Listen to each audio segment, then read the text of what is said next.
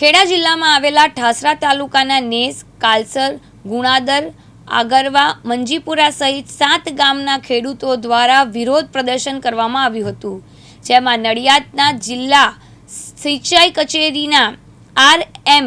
પરમારે સમગ્ર મામલે દિવ્યાંગ ન્યૂઝ સાથે વાતચીત કરતા જણાવ્યું હતું કે 28/3/2025 સુધી પાણી આપવાની મંજૂરી હતી.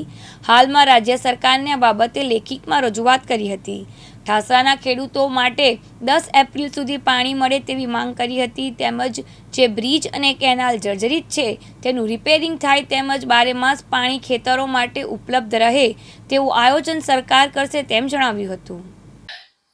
જી સાહેબ, ઠાસરા તાલુકાના 5 ગામના ખેડૂતોએ આજે પાણીની માંગ કરી છે અને વિરોધ પ્રદર્શન કર્યું છે. શું કહેવું? ઠાસરા તાલુકાના કાલસર ગામ પાસેના આસપાસના ખેડૂતો દ્વારા જે વિરોધ પ્રદર્શન કરવાની આપ વાત કરો છો તે અંગે અત્રેની કચેરીની કે સ્થાનિક કક્ષાએ કોઈ જાણકારી આપેલી નથી.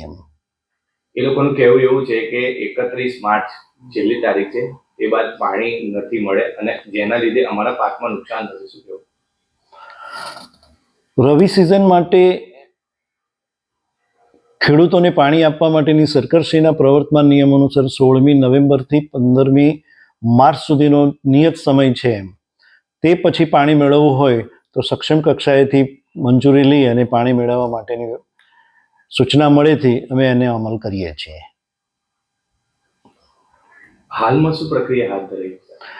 હાલમાં અમારા દ્વારા ખેડા અને આણંદ જિલ્લાના જે મહી બેસિનના કમાન્ડ વિસ્તારના ખેડૂતોની સિંચાઈ માટેના પાણીની માગણી અન્વયે અમે અમારી ગણતરી કરી કડાણામાં ઉપલબ્ધ પાણીના જથ્થા અંગેની સ્ટેટસ રજૂ કરી અને સક્ષમ કક્ષાએથી રજૂઆત કરી સક્ષમ કક્ષાએથી મંજૂરી મળ્યા બાદ આગળનો નિર્ણય કરી શકાય.